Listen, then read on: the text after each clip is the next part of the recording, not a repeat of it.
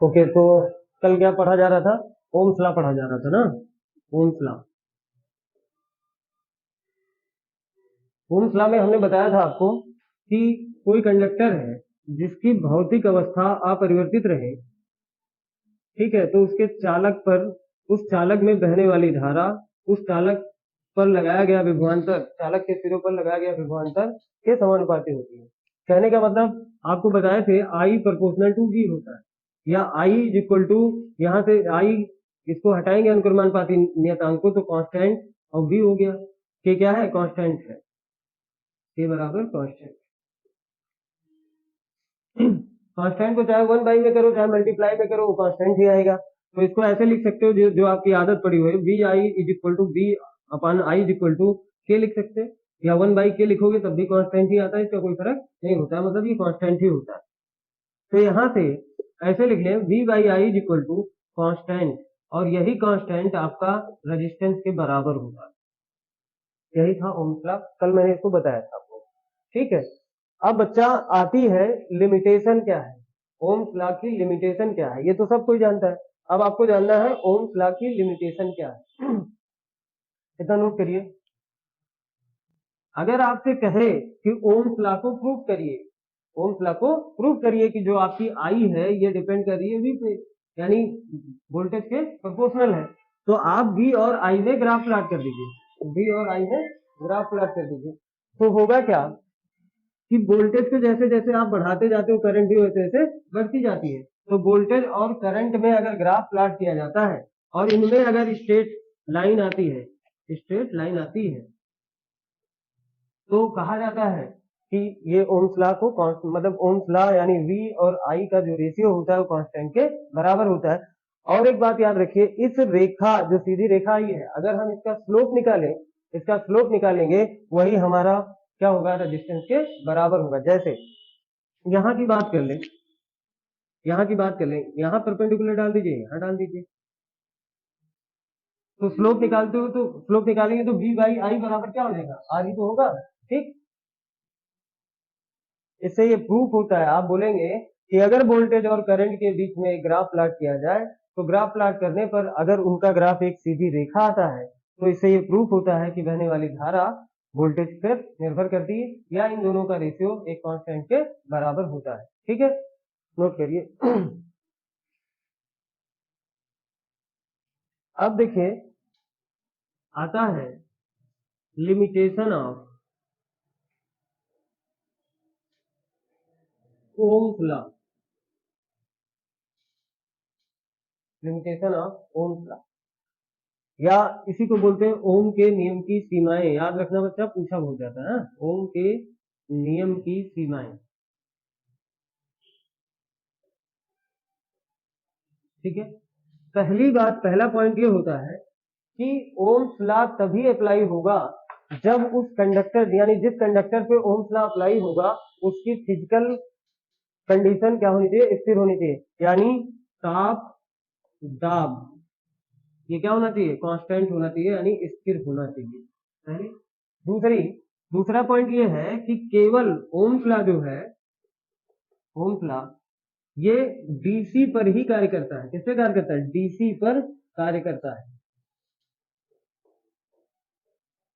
Ohm's law DC पर ही कार्य करता है, याद रखना।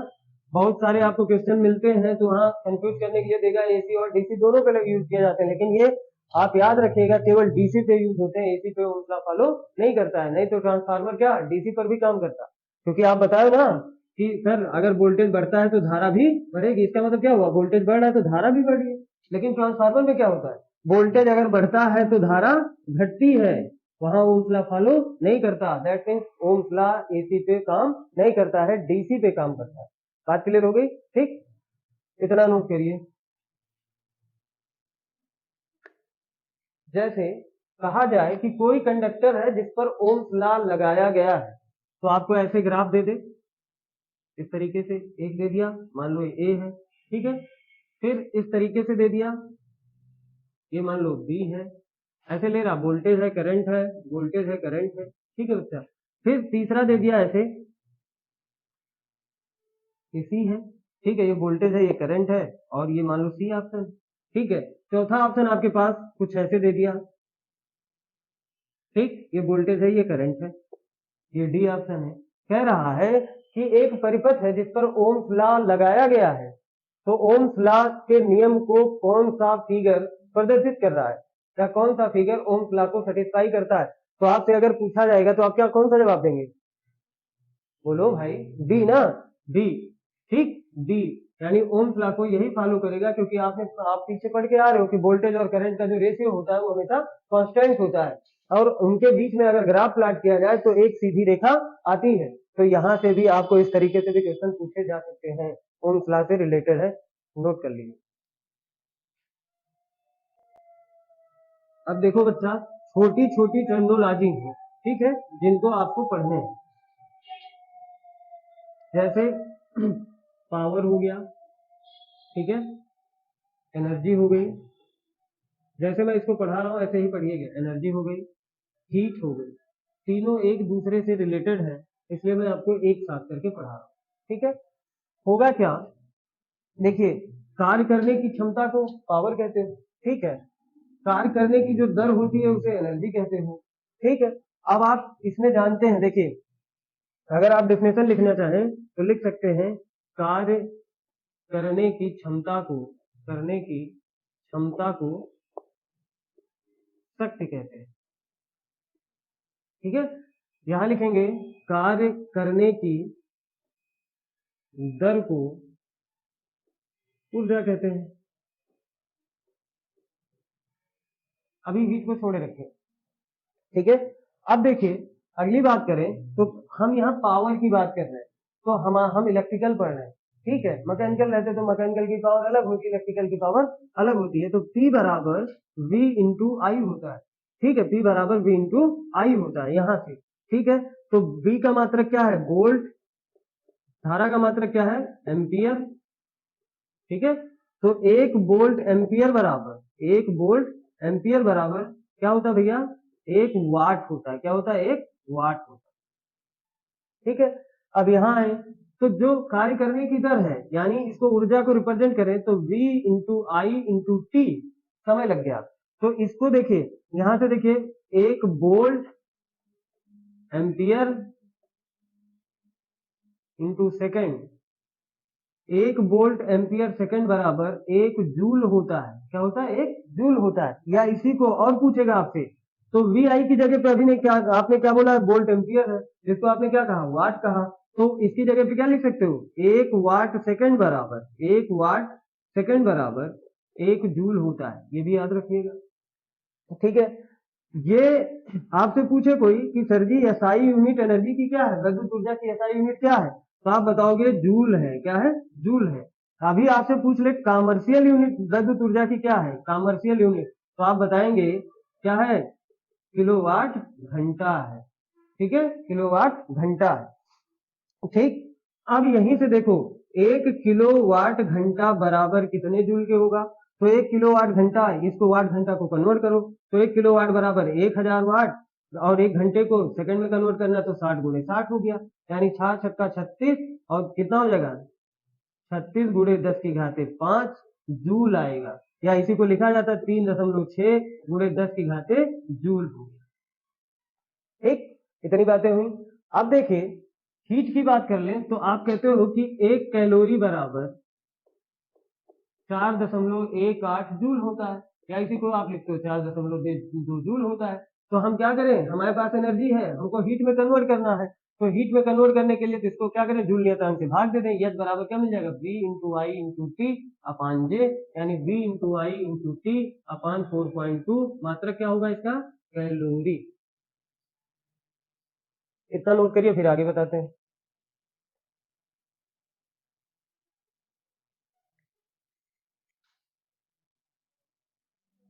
देखिए, ऐसे ये टेबल ऐसे बनी रहने दीजिए। अब हम यहाँ आपको कन्वर्जन दिखाते हैं कि कैसे कैसे हम फार्मूले को एक दूसरे से रोटेट कर सकते हैं। आपने लिखा P बराबर V इंटू आई, यहाँ लिखा आपने एनर्जी बराबर U बराबर V इंटू आई इंटू टी, मात्रक यहाँ क्या था, वाट, यहाँ मात्रक क्या था, जूल।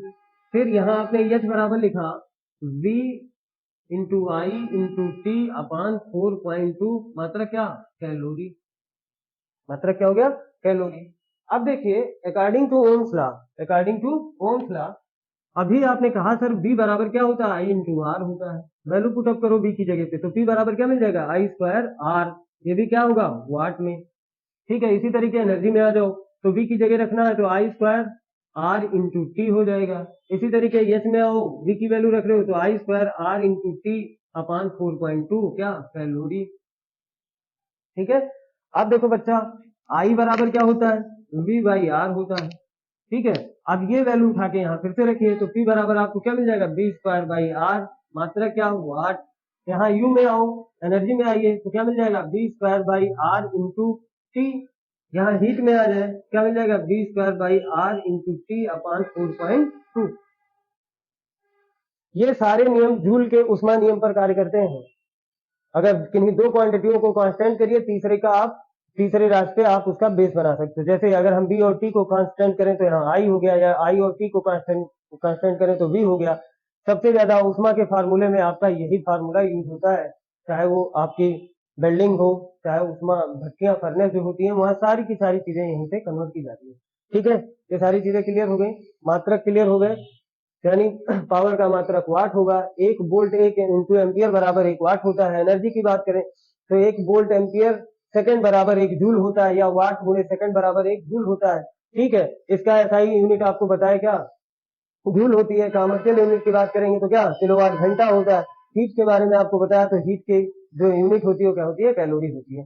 तो आप इस तरीके से अभी आपको न्यूमेरिकल मिलेंगे छोटे छोटे, तो उनको आप आसानी से कर सकते हो, निकाल सकते हो।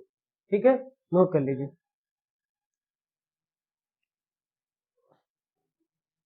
एक क्वेश्चन नोट करिए इसी से related.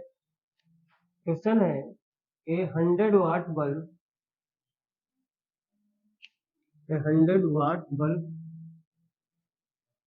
Connected to 220 volt, find, क्या क्या निकालना है, फाइंड करंट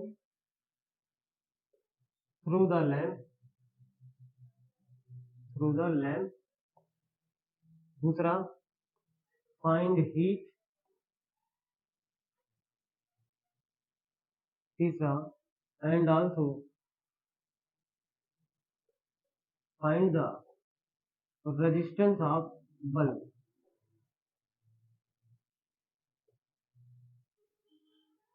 ओके, कहने का मतलब यह है कि एक 100 वाट का बल्ब है। ठीक है भैया, एक 100 वाट का ऐसे बल्ब है,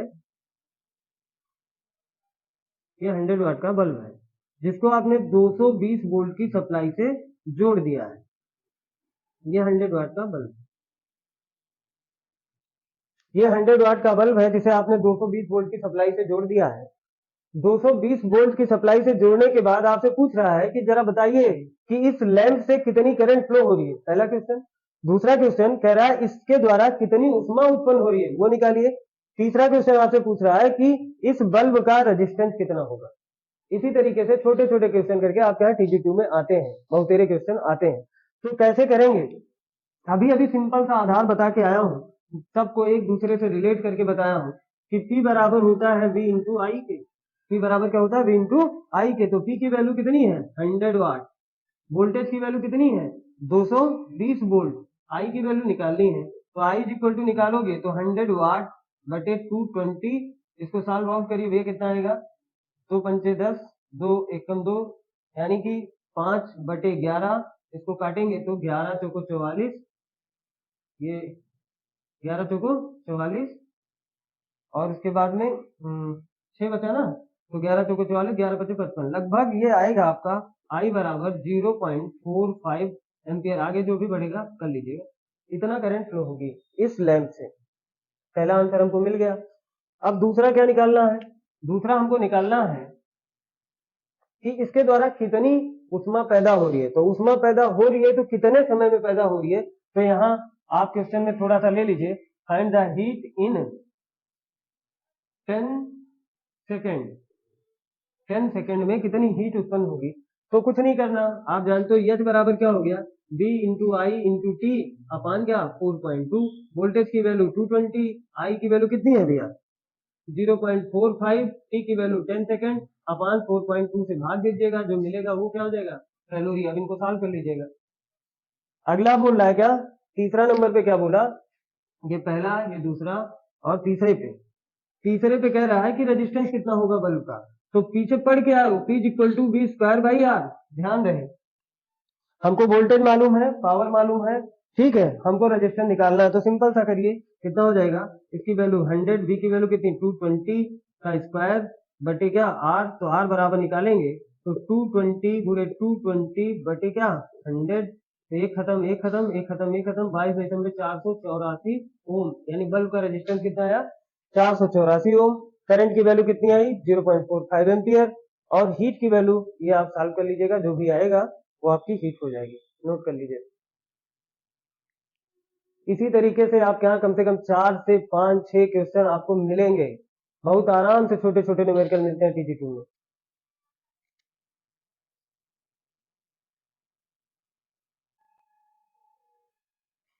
एक टॉपिक आपके यहाँ आता है विद्युत मूल ज्ञात करने के लिए, यूनिट की संख्या निकालने के लिए। तो याद रखिएगा, जैसे फार्मूला है विद्युत यूनिट की संख्या बराबर क्या होता है वाट गुणे डे गुणे आवर गुणे जो भी हो, वाट गुणे आवर बटे क्या 1000। डे आवर आपको अगर मंथ चाहिए ईयर चाहिए तो ये भी याद रखिएगा, ये नंबर ऑफ यूनिट होता है, यूनिट की संख्या ज्ञात करने के लिए।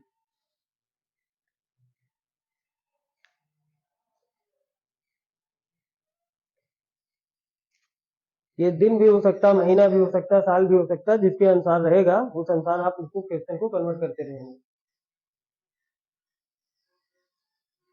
इस पे एक सवाल कर लीजिए। जितना न्यूमेरिकल आप बेसिक का लगाते जाएंगे उतना ही बेहतर आपके लिए होता जाएगा आगे की पढ़ाई।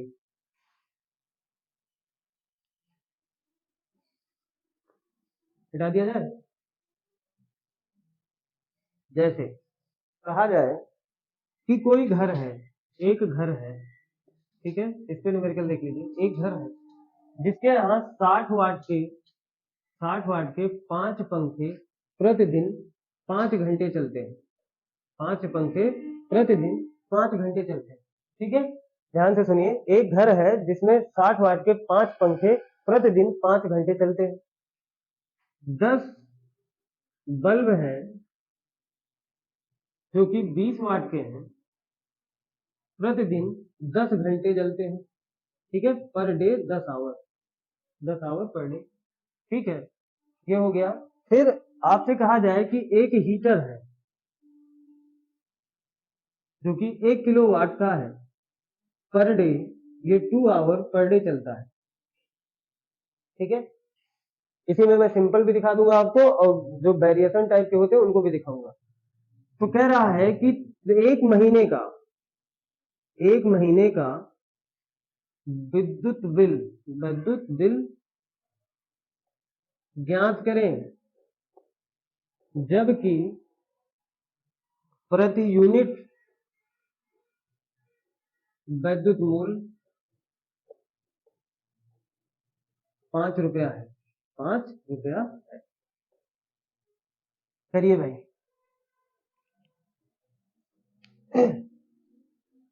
अब इनके दो तरीके दिखाता हूँ, एक आपको सिंपल दिखाता हूँ, एक साथ का दिखाता हूँ। नोट कर लीजिए क्वेश्चन, आगे चलते हैं।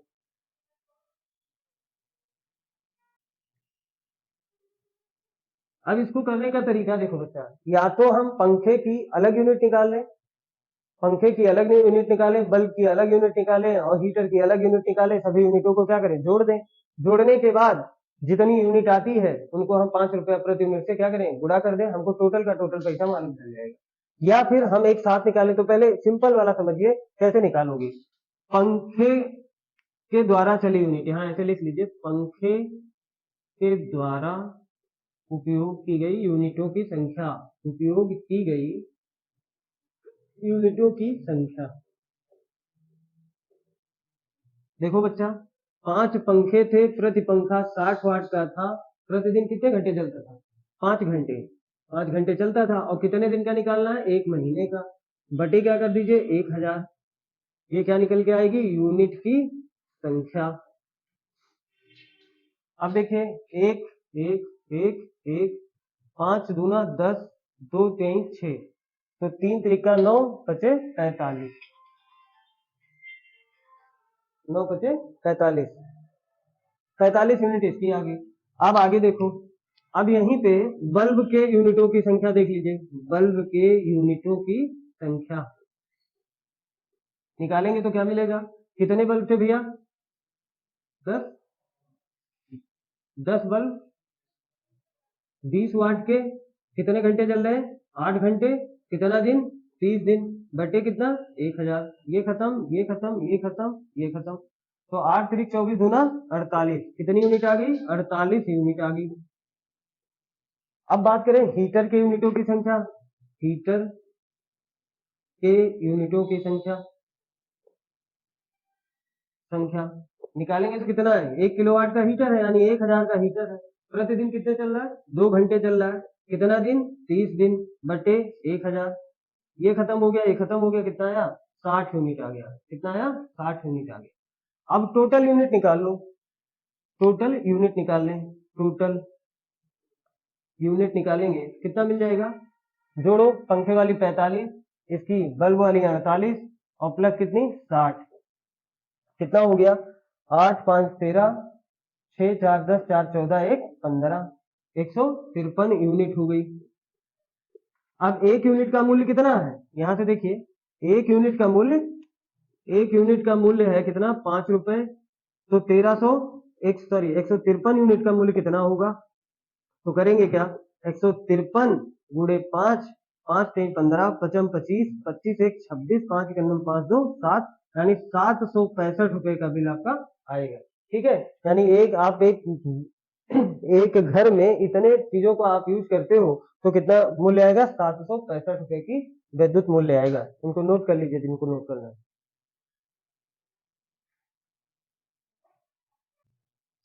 इस तरीके से आपको पावर पे, एनर्जी पे, ओम्स लॉ पे, इस तरीके से आपको यूनिटों की संख्या निकालने पर, घर का वैद्युत मूल्य निकालने पर आपको इस तरीके से तमाम क्वेश्चन मिलते हैं आपके TG2 में।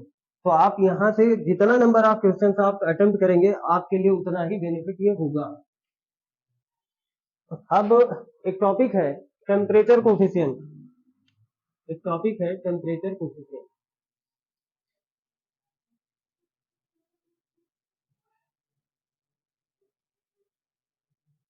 हिंदी में बोलते हैं ताप गुणांक। आपके यहाँ से बहुत सारे क्वेश्चन आते हैं।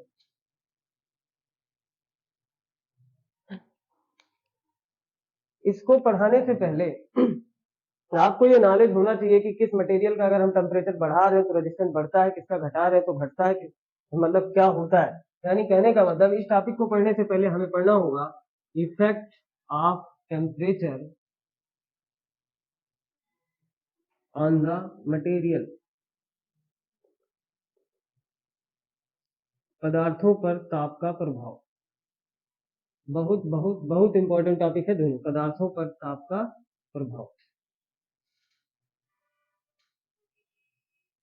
इन हेडिंग डाल लीजिए।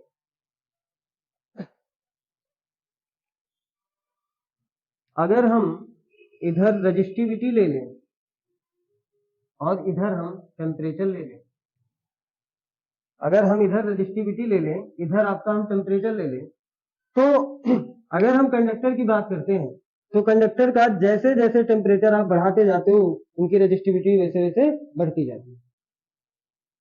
अगर हम इंसुलेटर सेमीकंडक्टर की बात करें तो जैसे जैसे टेम्परेचर बढ़ाते हैं, उनकी भी प्रतिरोधकता क्या होती है? घटती जाती है।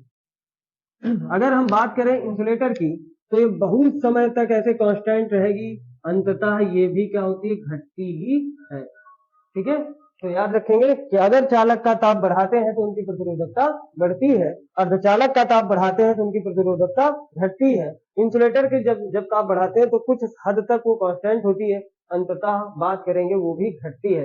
यूपीपीसीएल यही में क्वेश्चन था कि इंसुलेटर का ताप गुणांक कैसा होता है। यूपीपीसीएल यही का क्वेश्चन है, इंसुलेटर का ताप गुणांक कैसा होता है। तो सही आंसर है निगेटिव होता है। इंसुलेटर का भी ताप गुणांक निगेटिव ही होता है। अंततः अगर आप ताप बढ़ाते जाते हो तो भी क्या होता है, घटता ही है रेजिस्टेंस। तो याद रखिएगा ये है कंडक्टर, ये है सेमीकंडक्टर और ये है आपका इंसुलेटर।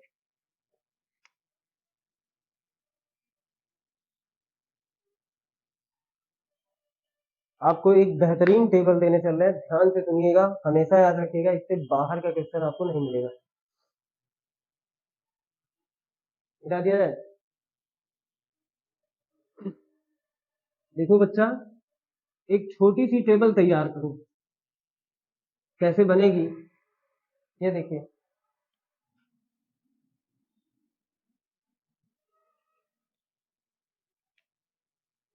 यहाँ डाल लीजिए कंडक्टर, यहाँ डाल लीजिए सेमी कंडक्टर, यहाँ डाल लीजिएगा इंसुलेटर, यहाँ ले लीजिएगा डाई इलेक्ट्रिक सब्सटेंस,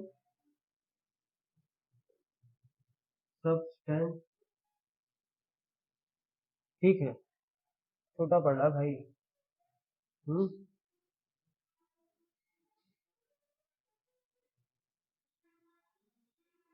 यहाँ लिख लीजिएगा प्योर मेटल, शुद्ध धातु। यहाँ लिख लीजिएगा मिक्स्ड मेटल, मिक्स्ड मेटल,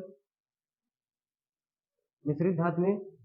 और डाइलेक्ट्रिक सब्सटेंस हो गया, एक इलेक्ट्रोलिटिक सब्सटेंस, यहाँ डाल लेना इलेक्ट्रोलिटिक सब्सटेंस, इलेक्ट्रोलिटिक सब्सटेंस। मैं सबकी हिंदी भी आपको दे दूंगा, ठीक है। ये क्या है, वैद्युत अपघटनी प्ररूपी, वैद्युत अपघटनी प्ररूपी पदार्थ। ये आपका चालक ही है, ये आपका अर्धचालक है, ये आपका विद्युत रोधी पदार्थ है, विद्युत रोधी पदार्थ। ये आपका परावैद्युत पदार्थ है,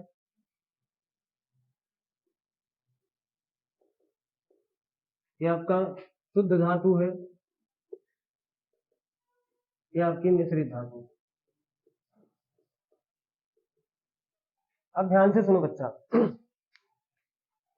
अगर आप इलेक्ट्रोलिटिक सब्सटेंस का टेम्परेचर बढ़ाते हैं, अगर इनका टेम्परेचर आप बढ़ाओगे तो इनकी रेजिस्टिविटी घटती है। याद रखना, इससे बाहर आपको एक क्वेश्चन नहीं मिलेगा, गारंटी देता हूं उसकी, ठीक है। अगर कंडक्टर का आप टेम्परेचर बढ़ाओगे तो इनकी रेजिस्टिविटी बढ़ती है, ठीक है। अर्धचालक का अगर आप टेम्परेचर बढ़ाओगे तो इनकी रेजिस्टिविटी घटती है, इनकी रेजिस्टिविटी क्या होगी, घटती है। विद्युत रोधी पदार्थ का अगर आप टेम्परेचर बढ़ाते हो तो ये कुछ समय तक कांस्टेंट रहेगी, अंततः ये भी क्या होती है, घटती है, ये याद रखिएगा। परावैद्युत पदार्थ का अगर आप टेम्परेचर बढ़ाते हो तो इनकी रेजिस्टिविटी घटती है। शुद्ध धातुओं का अगर आप टेम्परेचर बढ़ाते हो तो इनकी रेजिस्टिविटी बढ़ती है, ठीक है। मिश्रित धातुओं का अगर आप टेम्परेचर बढ़ाते हो तो इनकी भी रेजिस्टिविटी बढ़ती है। अब मेरी बात को ध्यान से सुनना बच्चा, कि जिसकी रेजिस्टिविटी बढ़ेगी, अभी टेम्परेचर कोएफिशिएंट मैंने हेडिंग डलवाया, पढ़ाऊंगा उसको भी, याद रखिएगा। जिस पदार्थ की टेम्परेचर बढ़ाने से रेजिस्टिविटी बढ़ती है उनका ताप गुणांक, एक लाइन याद रखिएगा, उनका ताप, जिस पदार्थ की रेजिस्टिविटी ताप बढ़ाने से बढ़ती है उनका ताप गुणांक धनात्मक होता है, और जिनकी रेजिस्टिविटी घटती है उनका ताप गुणांक ऋणात्मक होता है। बात क्लियर हो गई, ठीक है। तो देखो जरा, इसकी रेजिस्टिविटी घट रही है ना, तो ताप गुणांक इसका क्या होगा, निगेटिव, इसका पॉजिटिव। अल्फा, ताप गुणांक को अल्फा से रिप्रेजेंट किया जाता है, अभी आगे बताऊंगा, 2 बार टेबल बनाना पड़ जाएगा ना, नहीं, इसलिए साथ में इसको बना दे रहा हूँ, एक ही बार में नोट कर लो। तो इतना याद रखिएगा कि जिसका ताप बढ़ाएंगे अगर उनकी रेजिस्टिविटी बढ़ती है तो फिर वो उन पदार्थों का प्रतिरोध ताप गुणांक क्या होगा, धनात्मक, और जिनका प्रतिरोध घटता है ताप बढ़ाने से उनका प्रतिरोध ताप गुणांक ऋणात्मक होता है। तो इनकी घट रही थी तो ताप गुणांक क्या हो गया, निगेटिव। इनकी बढ़ रही थी तो ताप गुणांक पॉजिटिव। इनकी रेजिस्टिविटी घट रही थी तो इनका भी ताप गुणांक निगेटिव। और इनकी भी घट रही है तो कह सकते हैं कुछ देर तक कांस्टेंट, अंततः ये भी क्या होता है, निगेटिव भी होता है। परावैद्युत पदार्थ यानी डाइलेक्ट्रिक सब्सटेंस का टेम्परेचर बढ़ाते हो तो रेजिस्टिविटी घटती है, तो इनका भी टेम्परेचर कोफिशिएंट क्या होगा, निगेटिव होगा। यहाँ पे शुद्ध धातुओं का अगर ताप बढ़ा रहे हो, रेजिस्टेंस बढ़ रहा है, तो इनका ताप गुणांक क्या होगा, पॉजिटिव होगा। अगर इनका मिश्रित धातुओं का ताप बढ़ा रहे हो तो उनका भी रेजिस्टिविटी बढ़ रही है, तो इनका भी ताप गुणांक क्या होगा, धनात्मक होगा। इतनी चीज याद रखना बेटा, कहीं से भी इससे बाहर आपका क्वेश्चन नहीं बनेगा, इसकी गारंटी देता हूँ। ठीक है, तो थैंक यू।